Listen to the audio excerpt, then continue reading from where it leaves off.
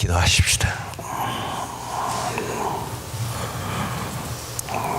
하나님, 우리 아버지,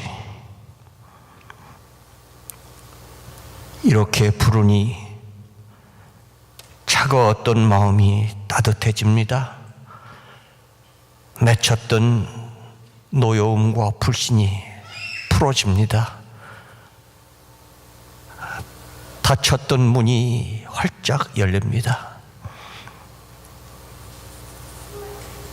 고람되어 하나님 얼굴 앞에서 우리 형제들을 보니 그렇게 믿음직스러울 수가 없고, 우리 자매님들 바라보니 그렇게 예쁠 수가 없습니다.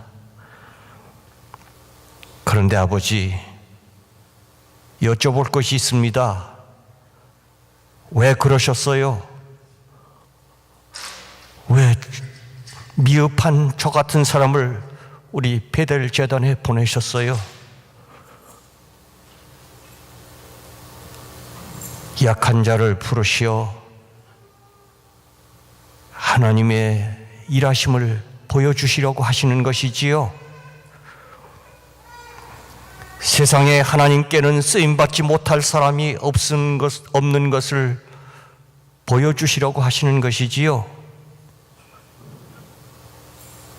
인간의 약한 데서 하나님의 능력이 온전하여지는 것을 증거해 보여주시기 위함이시지요. 네, 하나님, 알겠습니다.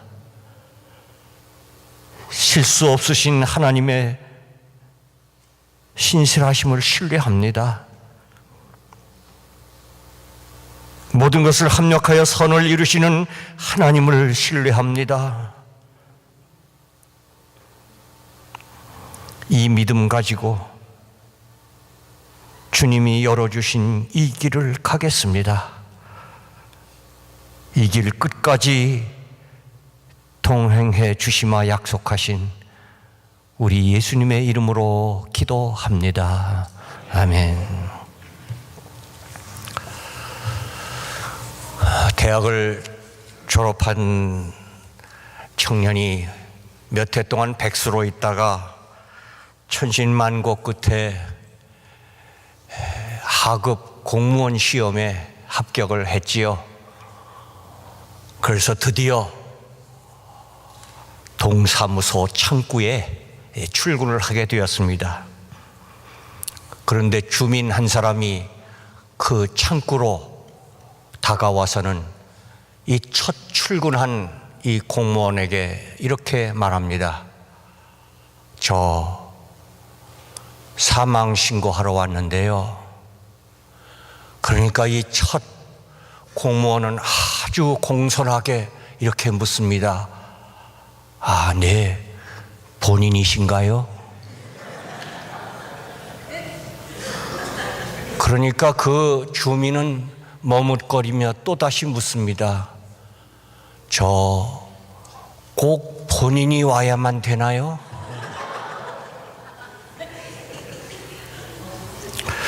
여러분, 예수 믿는 것이 무엇입니까?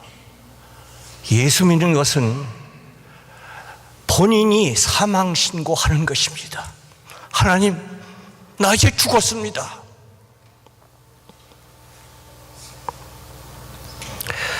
이 몸은 죄값으로 죽은 것입니다. 죄의 값은 사망입니다. 우리 로마서 6장 23절을 함께 읽겠습니다. 죄의 삭은 사망이요. 아멘. 죄를 지으면 죽어야 하는 것이 하나님의 창조의 원리입니다.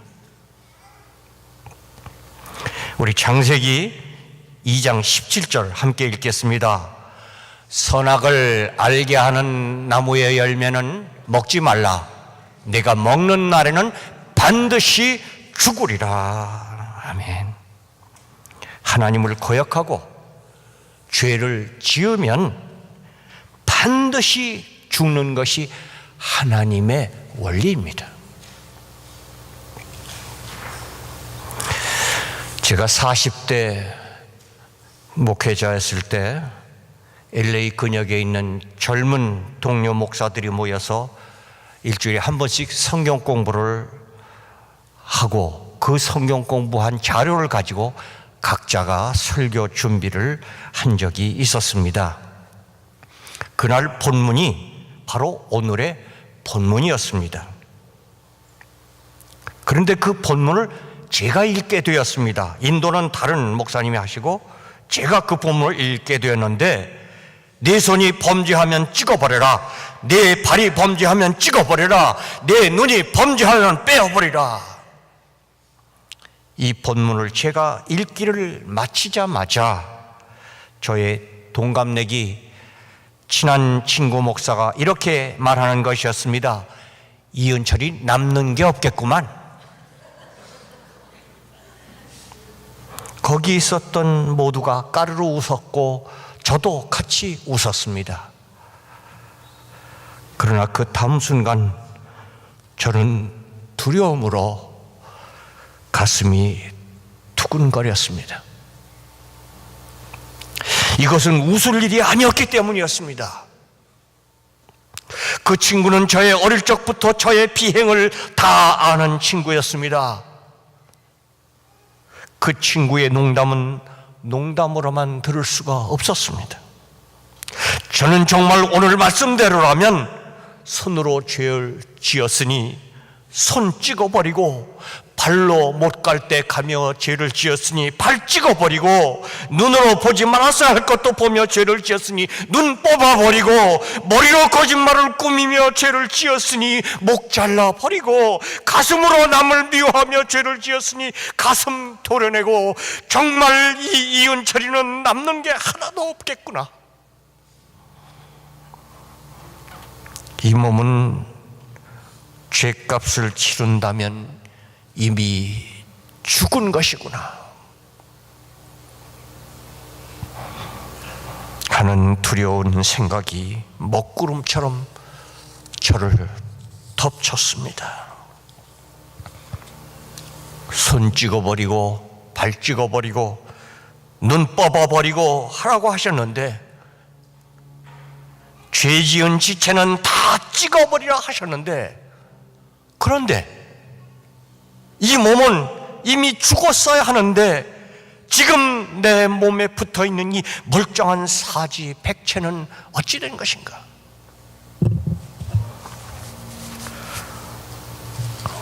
왜 찍어버리지 않고 이렇게 멀쩡하게 붙어있는 것인가 하고 자문하는 순간 저는 참으로 천지개벽과 같은 깨달음을 깨닫게 되었습니다. 아, 그렇구나. 죄는 내 손이 지었는데 내 대신 예수님이 손 찍히셨구나. 죄는 내 발이 지었는데 내 대신 예수님의 발이 찍히셨구나. 죄는 내 머리로 지었는데 내 대신 예수님이 머리에 가시면류관 쓰셨구나. 죄는 내 가슴으로 지었는데 내 대신 예수님이 가슴에 창을 찔리셨구나. 죄는 내 입술로 지었는데 내 대신 예수님이 채찍으로 입술이 찢기셨구나. 온몸을 통째로 내 대신 십자가에 달려 죽으셨구나. 아, 그렇구나. 나의 죄값으로 따진다면 이 몸은 죽은 것이구나 깨닫게 되었습니다. 바울도 이렇게 선언하였습니다. 우리 골로새 3장 3절을 함께 읽겠습니다. 이는 너희가 죽었고 너희 생명이 그리스도와 함께 하나님 안에 감춰졌음이라. 그렇습니다.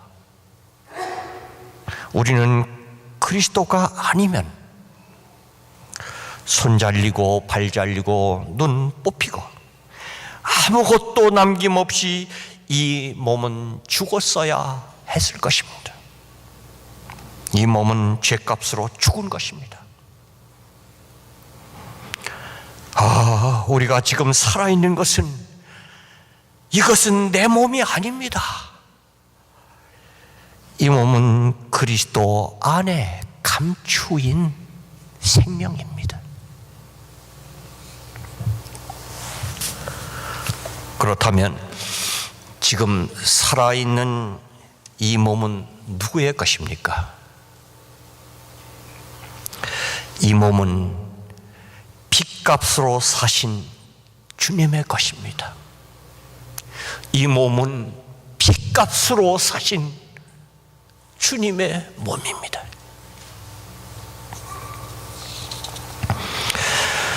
이 몸은 죄값으로 죽은 몸인데 예수님께서 대속해 주심으로 살게 되었으니 이 몸은 내 것이 아니라 주님의 것입니다 하는 것이 우리의 마땅한 고백입니다. 우리 고린도전서 3장 23절을 함께 읽겠습니다.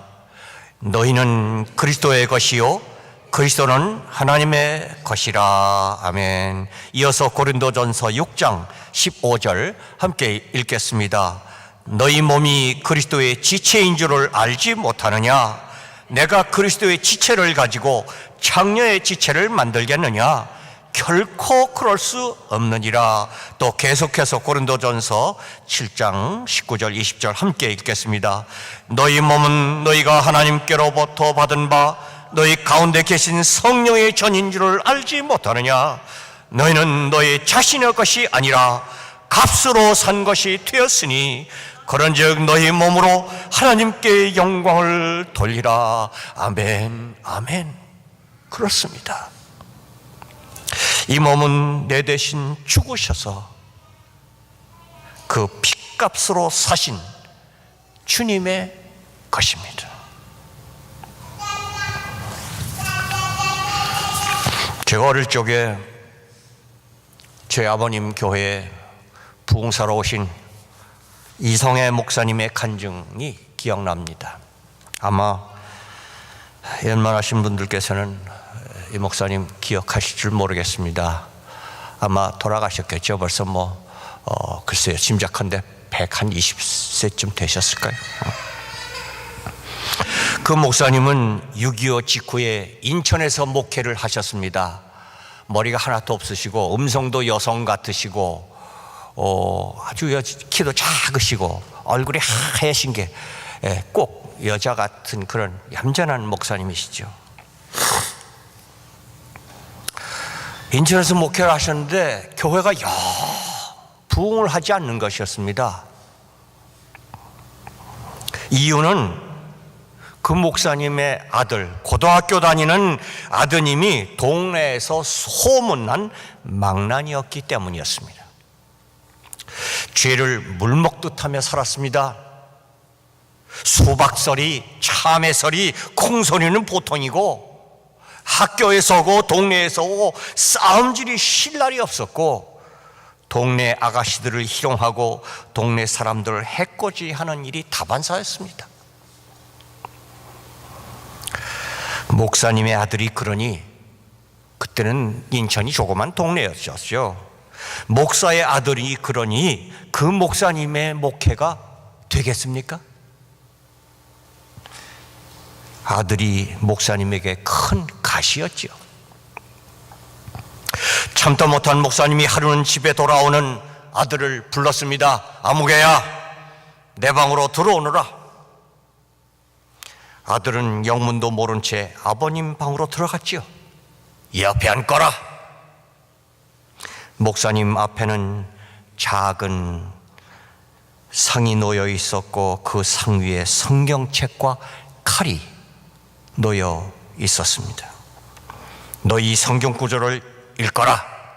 아버님이 펼쳐 내미시는 성경 구절은 바로 오늘 본문의 말씀이었습니다. 내 손이 범죄하면 손을 찍어 버려라. 아들은 사태가 심상치 않음을 감지하고 벌써 초죽음이 되어 더 읽지를 못하고 멈추는 것이었습니다. 그러나 아버님은 단호하셨습니다. 계속 읽거라. 아들은 떨리는 음성으로 계속 읽습니다. 내 발이 범죄하면 발을 찍어버려라. 내 눈이 범죄하면 눈을 빼어버려라. 아들이 읽기를 마치자 아버님은 엄숙하게 말씀하시는 것이었습니다. 아들아, 오늘은 이 말씀대로 실천하자. 내가 손으로 죄를 지었으니 내 손을 자르자. 아버지, 잘못했어요. 한 번만 용서해 주세요. 손을 이 상 위로 내밀거라. 어서! 아버지는 식칼을 번쩍 지켜 드셨습니다. 아들은 울며 불며 떨리는 손을 내밀고는 눈을 꼭 감았습니다.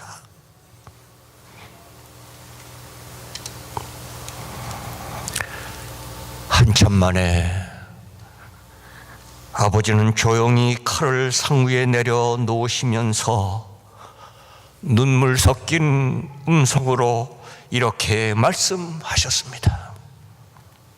아들아, 네 손 안 잘라도 돼.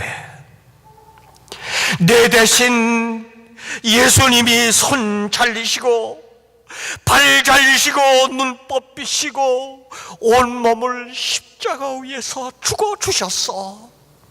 아들아, 예수님 덕분에 내 손은 자르지 않아도 돼. 그러면 내 그 손은 누구의 손이지? 예수님 손이에요. 그러면 그 손 가지고 누구의 일 해야지? 예수님 일이에요. 그날부터 이 아들은 회개하고 주의 종이 되기로 약속을 하고 신학교에 들어갔습니다. 제가 신학교에 입학해 보니 바로 이분이 저의 3년 위 선배였습니다. 아주 열정적으로 크게 목회를 마치고 지금은 은퇴하셨습니다. 이름을 대면 여러분이 다 아시니까 이름을 댈 수가 없는 분입니다. 누가복음 15장의 탕자는 아버지의 재산을 다 탕진하고 죄를 짓고 그리고 아버지께 돌아와 이렇게 고백합니다. 아버지, 이제 저는 제 것이 아닙니다. 저는 아버지의 것입니다. 죽으라면 죽을 품꾼일 뿐입니다. 이 몸은 당신의 것입니다. 그렇습니다. 우리도 모두 진정 탕자처럼 세상에서 방탕한 후 아버지께로 돌아온 탕자 돌탕들입니다. 이 몸은 주님의 것입니다. 이것이 오늘 우리의 고백입니다.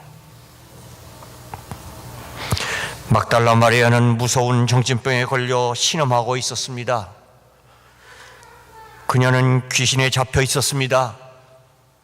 하나도 아닌 7 귀신이 그녀를 괴롭혔습니다. 그런데 그녀가 예수님을 만나 깨끗하게 나음을 받고 정숙한 여인이 되었습니다. 예수님 때문에 살아난 이 여인은 이제 자기 몸은 자기의 것이 아님이 명백했습니다. 그녀의 몸은 주님의 것이 분명하였습니다. 그리하여 그녀는 평생을 주님을 따르며 섬겼습니다. 예수님 주변의 모든 사람과 제자들마저 모두가 무서워하던 예수님의 십자가 처형장에까지도 끝까지 남아있던 여인이 이 여인이었습니다. 모두가 무서워하던 예수님의 무덤까지 찾아갔고 예수님의 부활의 소식을 가장 먼저 전했던 여인이 바로 이 여인입니다. 이 몸이 주님의 것이라면, 그러면 이제 우리는 어떻게 살아야 할 것입니까? 이 몸은 주님 위해 살 것입니다. 이 몸은 주님 위해 살 것입니다. 이것이 오늘 이 예배당을 떠나기 전에 우리가 해야 할 결단입니다. 알프스의 개미의 얘기를 여러분도 들은 적이 있을 것입니다. 개미 굴에 불이 나면 먼저 불을 본 개미들이 그 불 속에 자기의 몸을 던진다는 것입니다. 그러면 그 몸이 탈 때 그 몸에서 키친스라고 하는 불연성 진액이 나와서 그 불을 끄게 된다는 것입니다. 그러면 나머지 살아남은 개미들이 자기들 대신 죽어간 동료들 목까지 더 열심히 일을 한다는 것입니다. 그래서 개미의 숫자는 줄어도 공동체 운영에는 전혀 지장이 없다는 것입니다. 미물인 개미도 그렇거늘 하물며 우리 사람이겠습니까? 주님 때문에 살아남은 우리는 우리 위해 죽으신 주님 목까지 살아야 하지 않겠습니까? 여러분, 오래 사십시오. 오래 사셔야 됩니다. 1년에도 더 오래 사서 주님 몫을 살아드려야 되지 않겠습니까? 우리 이 시간 로마서 14장 7절, 8절 함께 읽겠습니다. 우리 중에 누구든지 자기를 위하여 사는 자가 없고 자기를 위하여 죽는 자도 없도다. 우리가 살아도 주를 위하여 살고 죽어도 주를 위하여 죽나니 그러므로 사나 죽으나 우리가 주의 것이로다. 아멘. 아멘. 이제는 나를 위해서 살지 않겠다는 고백입니다. 내 몸의 주인이신 주님을 위해서 살겠다는 것입니다. 주님의 뜻을 따라 살겠다는 것입니다. 주님의 뜻을 따라 사는 것, 우리 로마서 12장 1절 함께 읽겠습니다. 그러므로 형제들아, 내가 하나님의 모든 자비하심으로 너희를 권하노니 너희 몸을 하나님이 기뻐하시는 거룩한 산 제물로 드리라. 이는 너희가 드릴 영적 예배니라. 아멘. 이 몸은 주님의 것이므로 주님께 제물로 바치라는 것입니다. 제물은 본래 죽여서 각을 뜨고 그리고 살과 피를 제단에 드리는 것이 제사입니다. 그러나 이 말씀에는 죽은 제물이 아니라 산 제물을 드리라고 했습니다.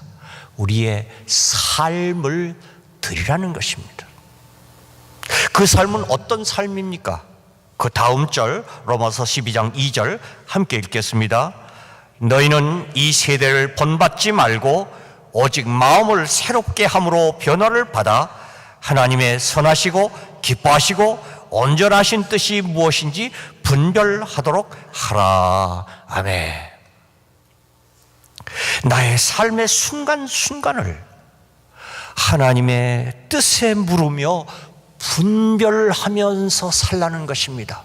여러분, 그렇게 살고 계십니까?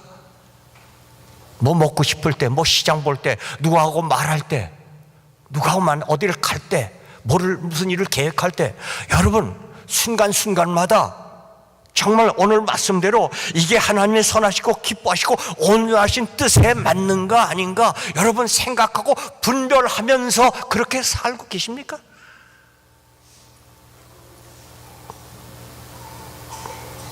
예수님이라면 어떻게 하셨을까? 지금 내가 사는 것이 하나님의 뜻에 맞는 삶인가? 물으며 살으라는 것입니다. 갈라디아서 2장 20절 함께 읽겠습니다. 내가 그리스도와 함께 십자가에 못 박혔나니 그런즉 이제는 내가 사는 것이 아니요 오직 내 안에 그리스도께서 사시는 것이라. 아멘. 아멘. 그렇습니다. 이 성경 구절은 제가 중학교 1학년 처음으로 성경 암송을 할 때 이 구절, 제 생애에 처음 감동받은 성경 구절이 이 구절이었습니다. 그렇습니다. 내가 사는 것은 내가 사는 것이 아니라는 것입니다. 이 몸은 주님의 것이기에 말하는 것이 주님의 말씀같이 되어야 하고, 행동이 주님의 행동이 되어야 하고, 풍기는 냄새가 주님의 냄새이어야 합니다. 그래서 사람들이 나를 보면 두려운 말씀 드립니다. 두려운 말씀 드립니다.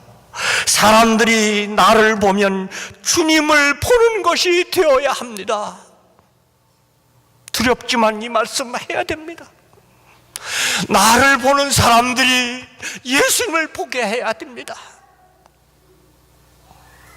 그래서 바울이 하신 말씀, 내가 주님을 본받은 것처럼 너희는 나를 본받으라 하는 이 말씀을 감히, 우리도 감히 이 말을 할 수 있어야 합니다.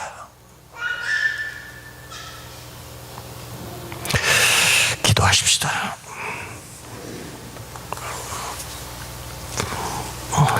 오 주님,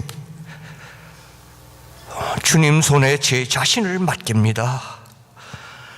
모든 것을 주님 뜻대로 행하도록 힘쓰겠습니다. 마음과 영혼과 힘을 다하여 주님을 사랑하겠습니다.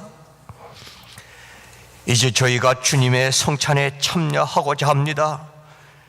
주님의 몸과 보혈을 우리 몸속으로 받아들일 때 주님의 생명을 받아 이 세상에서 주님의 분신으로 주님을 닮아 살아가게 하옵소서.